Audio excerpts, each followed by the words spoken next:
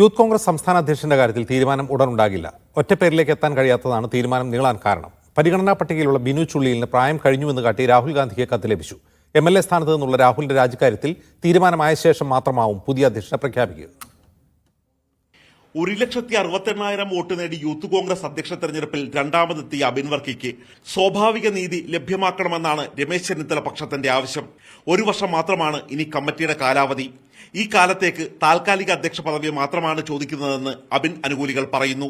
Group നിർദ്ദേശപ്രകാരം തെരഞ്ഞെടുപ്പിൽ മത്സരിക്കാതെ മാറി നിൽക്കുകയാണ് ചെയ്തതെന്നും പല അവസരങ്ങളും ചുണ്ടിനും കപ്പിനുമിടയിൽ നഷ്ടപ്പെടുകയാണ് ചെയ്തതെന്നും ദേശീയ സെക്രട്ടറി ബിനു ചുള്ളിയിൽ പക്ഷം വാദിക്കുന്നു. പ്രായപരിധിയായ 36 പിന്നിട്ട് ബിനു 39 എത്തി നിൽക്കുകയാണെന്ന് എതിർക്കുന്നവർ ചൂണ്ടിക്കാട്ടുന്നു.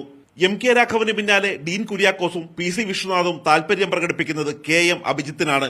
ദേശീയ സെക്രട്ടറി സ്ഥാനത്തു നിന്നും ഒഴിവാക്കപ്പെട്ടപ്പോൾ ഉണ്ടായ അഭിജിത്ത് അനുകൂല പ്രചരണം പിന്തുണയായി ഉയർത്തിക്കാട്ടുന്നു. സമവായ സ്ഥാനാർത്ഥി എന്നതും ഈഴവ സമുദായാംഗം എന്നതും OJ ജനീഷിന് അനുകൂല ഘടകമാണ്. എന്നാൽ സംഘടനാ തെരഞ്ഞെടുപ്പിൽ അരിത ബാബുവിനേക്കാൾ പിന്നിലായതാണ് തിരിച്ചടി. KC വേണുഗോപാലിന്റെ കുവൈറ്റ് സന്ദർശനത്തിന് ശേഷം പ്രഖ്യാപനമുണ്ടാകുമെന്നാണ് ഇപ്പോഴത്തെ തീരുമാനം. മീഡിയ 1 ഡൽഹി.